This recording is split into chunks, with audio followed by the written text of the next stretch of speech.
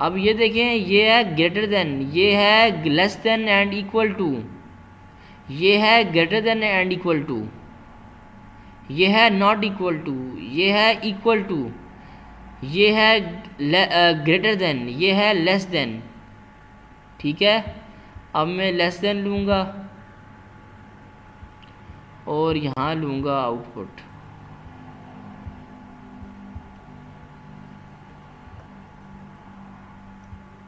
अब देखें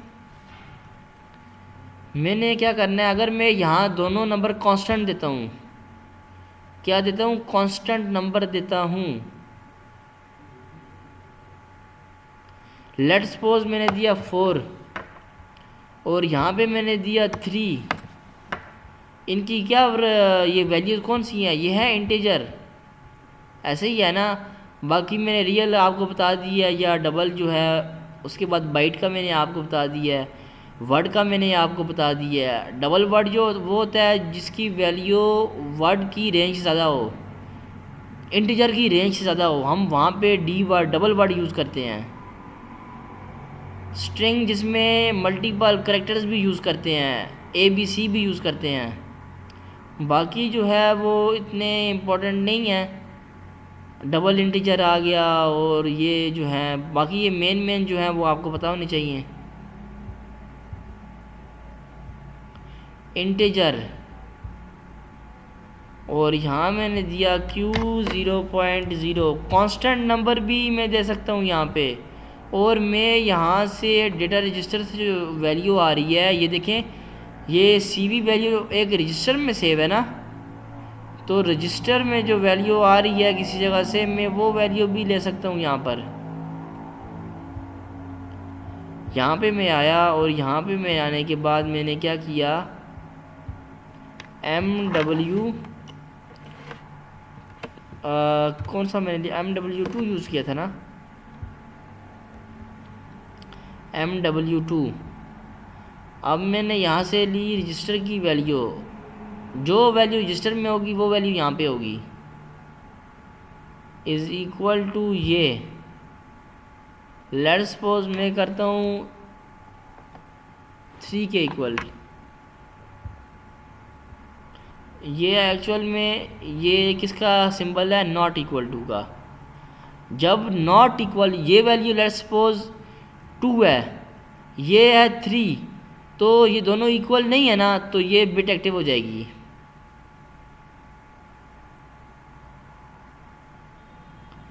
ये दोनों वैल्यूज़ इक्वल नहीं है तो ये वाली बिट एक्टिव हो जाएगी, और जब ये इक्वल हो जाएंगी तो फिर ये बिट एक्टिव नहीं होगी, ये ऑफ हो जाएगी। ठीक है, इसकी बिट का ये जो ब्लॉक है इसका, ये है नॉट इक्वल टू। जब वैल्यू नॉट इक्वल होगी तब ये ऑन होगी, जब इक्वल हो जाएगी तब ये ऑफ हो जाएगी।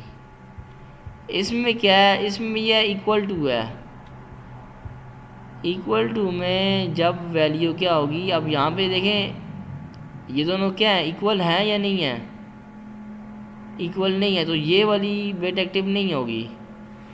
4 जो है वो 3 के इक्वल नहीं है, तो ये वाली बिट एक्टिव नहीं होगी। जब वैल्यू, ये वैल्यू और ये वैल्यू इक्वल हो जाएंगी इस केस में, इस ब्लॉक के केस में, तब मेरी ये आउटपुट हाई हो जाएगी। ठीक है, तब मेरी ये वाली आउटपुट हाई हो जाएगी। अब यहाँ पे मैंने कांस्टेंट नंबर लिए हैं, आपको पता होना चाहिए कांस्टेंट नंबर कैसे लेते हैं। अब इसके बाद मैं आता हूँ, इसे अपनी आउटपुट दे देता हूँ एक Q0.0, मैंने ऑलरेडी यूज़ किया होगा काउंटर्स में।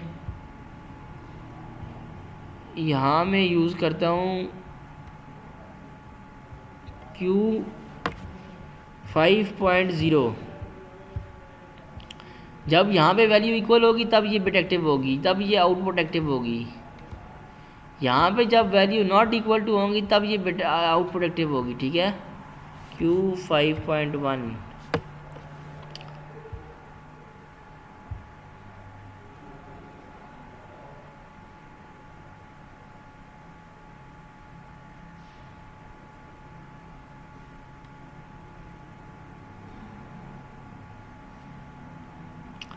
अब मैं आया यहाँ से इधर, ये है ग्रेटर दैन इक्वल टू। अब यहाँ पे मैं फिर रजिस्टर लूँगा MW2 और यहाँ पे मैं लूँगा वैल्यू लेट्स सपोज 5। यहाँ पे मैं लूँगा आउटपुट Q 5.2।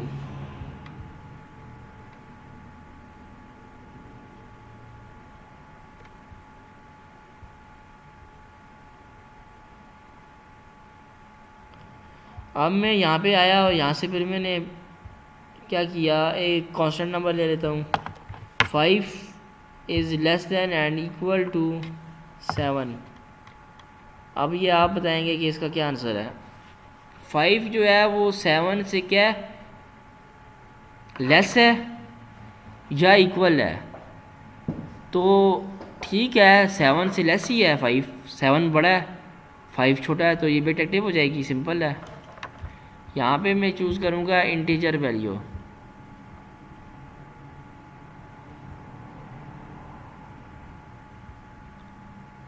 और यहाँ पे मैं लूँगा Q 5.4।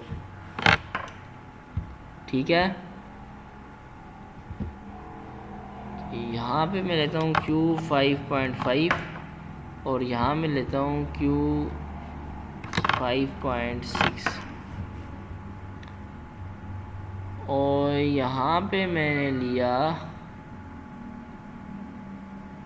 क्या लिया, यहाँ पे मैं लूँगा रजिस्टर ले लेता हूँ, वही रजिस्टर जो हमारा काउंटर का रजिस्टर है। और यहाँ पे मैं लेता हूँ, क्या लेता हूँ,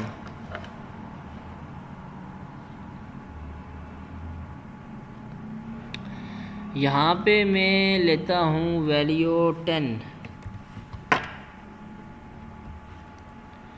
इधर मैं फिर रजिस्टर लेता हूँ MW2 जो वैल्यू रजिस्टर में है।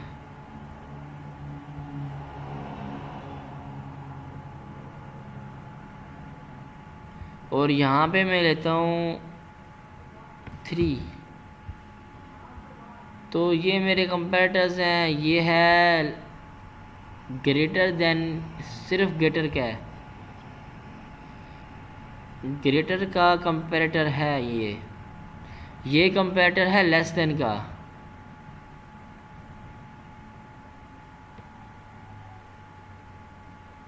अब मैंने क्या करना है, मैं सिंपली जो है अपनी सिमुलेशन को ऑन करता हूँ और मैं आपको कंपैरेटर्स को दिखाता हूँ। डाउनलोड टू डिवाइस किया और यहाँ से कर दिया लोड।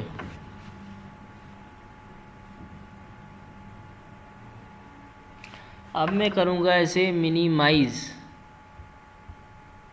और मैं देखें सिंपल है, काउंटर की क्या वैल्यू है, एक मिनट सबसे पहले ये देखते हैं।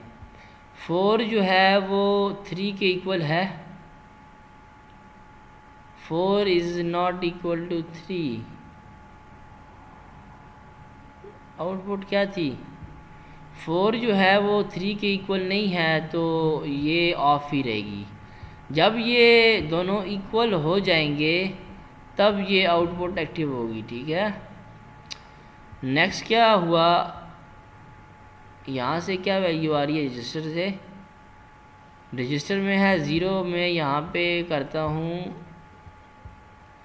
ऐसे करता हूँ मिनिमाइज यहाँ से मैं ऐसे करता हूँ, बल्कि इससे पहले 0 करता हूँ और यहाँ से ना लोड करवा लेता हूँ। ठीक है, डायरेक्टली मैं वैल्यू लोड कर सकता हूँ और वैसे मैं एक एक करके दे सकता हूँ, काउंटर से CD से अप काउंटर से, और लोड करवा लेते हैं। और यहाँ पे क्या वैल्यू आ गई है लोड में 4। अब देखते हैं कि क्या सीन है। अब देखें ये तो कांस्टेंट नंबर है, ये तो चेंज नहीं होंगे।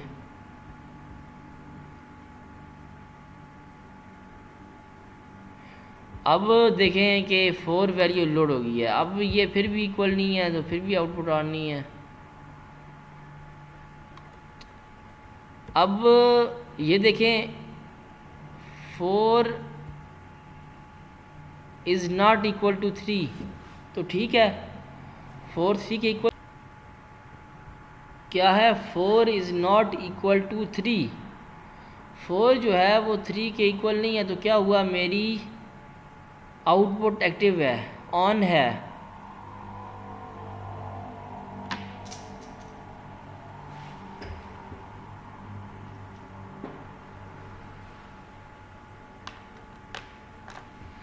अब देखें इसके बाद आ गया ये वाला, 4 जो है वो बड़ा है या इक्वल है 5 के। देखें जो ऊपर वाला नंबर होगा वो पहले आएगा, फिर ये कंपैरेटर आएगा, फिर जो बाद वाला नंबर है वो आएगा, ठीक है।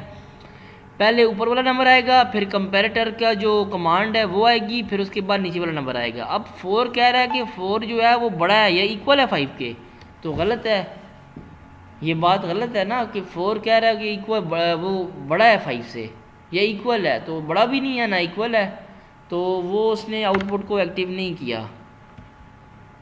अब ये कह रहा है 5 जो है वो क्या है,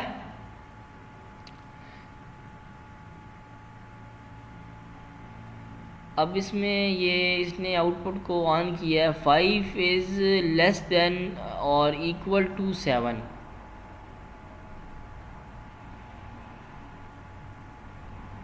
तो ठीक कह रहा है, 7 जो है वो बड़ा है 5 से। 7 क्या है, 7 बड़ा है ना 5 से, तो वो आप देखें 5 लिखें, फिर उसके बाद जो ये साइन है वो डालें, उसके बाद 7 लिखें, तो देखें 7 की तरफ जो इसके वो शेप है वो 7 की तरफ है। इसका मतलब वो कह रहा है कि 7 बड़ा है 5 से, तो ठीक है, ठीक कह रहा है, तो बस ठीक है, उसने आउटपुट को ऑन कर दिया। और नीचे वाले में कह रहा है कि 4 बड़ा 10 से, 4 क्या है, बड़ा है 10 से, तो फॉल्स है, तो आउटपुट ऑफ है। और लास्ट में क्या कह रहा है कि 4 बड़ा है 3 से, नहीं सॉरी, 4 जो है वो 3 जो है वो बड़ा है 4 से, तो गलत है ये भी। पहले 4 आएगा, फिर लेस देन का वो साइन आएगा, फिर उसके बाद जो है वो 3 आएगा, तो क्या हुआ, 3 बड़ा है 4 से, नहीं, तो 3 बड़ा नहीं है, तो क्या हुआ, वो जो है ना आउटपुट को उसने ऑफ किया हुआ है। तो ये सिंपल जो है वो करनाल स्टेशन है। अब ये हमारे कंपैरेटर्स भी ख़त्म हो गए हैं, ठीक है, कंपैरेटर्स भी हमारे हो गए हैं, काउंटर्स भी हो गए हैं, टाइमर्स भी हो गए हैं। अब हम एग्जांपल्स कुछ करेंगे, लेकिन बाद में करेंगे, अभी नहीं करते। रजिस्टर को हमने यूज़ करना सीखा है, डेटा रजिस्टर्स क्या होते हैं, काउंटर्स, कंपैरेटर्स, टाइमर्स क्या होते हैं, हमने ये चीज़ें सीख ली हैं, ठीक है। तो ये इन चीज़ों का आपको पता होना चाहिए।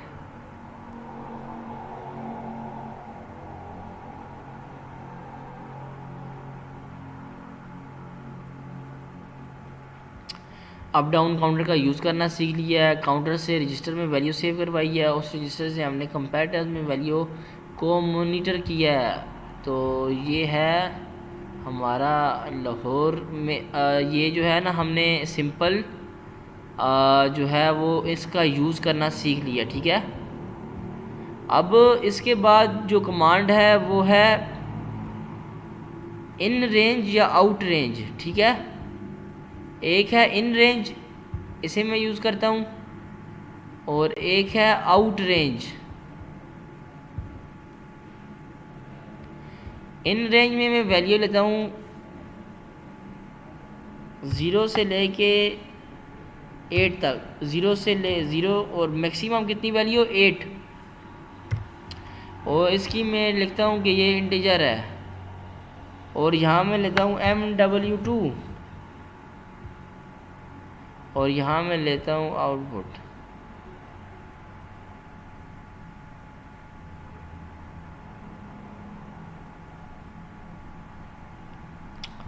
अब मैंने ले लिया इन रेंज। अगर वैल्यू MW2 काउंटर से जो वैल्यू आ रही है अगर वो 0 और 8 के दरमियान में हुई, रेंज के अंदर हुई, इन रेंज हुई, तो आउटपुट ऑन हो जाएगी। Q7.0। अगर वैल्यू क्या हुई, अगर वैल्यू इन रेंज हुई, जो MW2 काउंटर से जो वैल्यू आ रही है अगर वो 0 और 8 के दरमियान में हुई या 0 और 8 पर हुई तो हम W6 से जो इन रेंज की जो आउटपुट है वो एक्टिव हो जाएगी। ठीक है, इन रेंज की जो आउटपुट है वो एक्टिव हो जाएगी। अब नेक्स्ट जो फंक्शन है वो है आउट रेंज 0।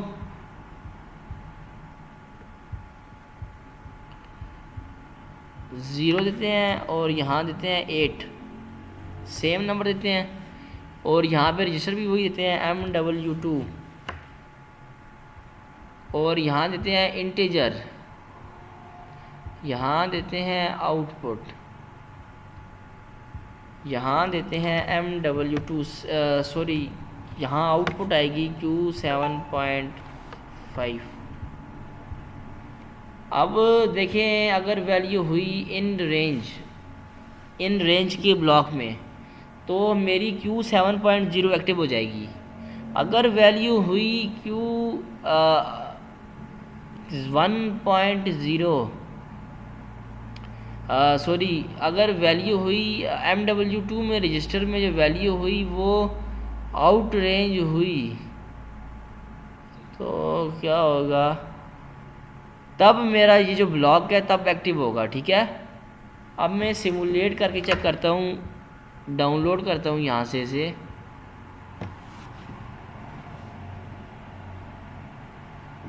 डाउनलोड करके मैं चेक करता हूँ कि क्या जो है जो वैल्यूज़ हैं वो, अब देखें मैं आपको दिखाता हूँ। अब वैल्यू देखें यहाँ पे क्या आ रही है, 4 थी ना जो मैंने लास्ट टाइम लोड की थी। ये देखिए लास्ट टाइम मैंने जो लोड की थी 4 वैल्यू थी ना,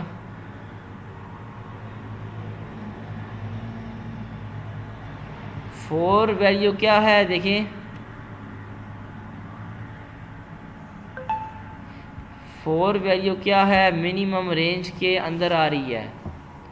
0 और 8 के दरमियान में 4 वैल्यू लाई करती है तो मेरी आउटपुट एक्टिव है।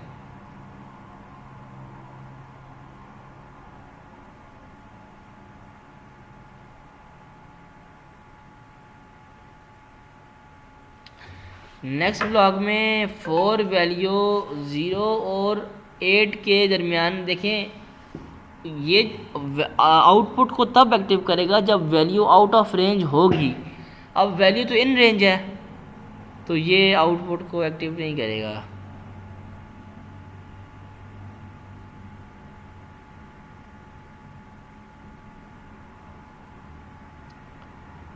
अब देखें वैल्यू क्या है आउट रेंज, जब वैल्यू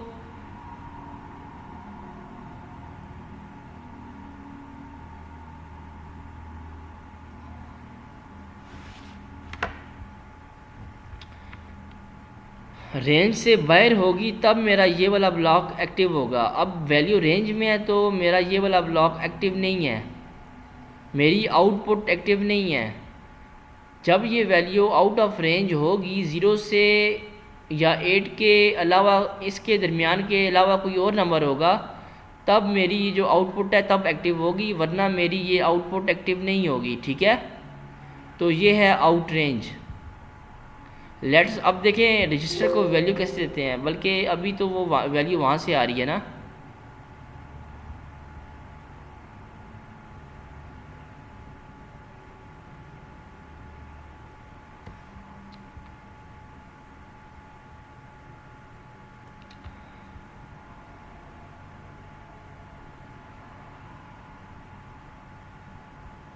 अब मैं यहाँ वैल्यू देता हूँ 8 और इसे मैं डाउनलोड करता हूँ, बल्कि 8 नहीं देता यहाँ पे, मैं यहाँ देता हूँ वैल्यू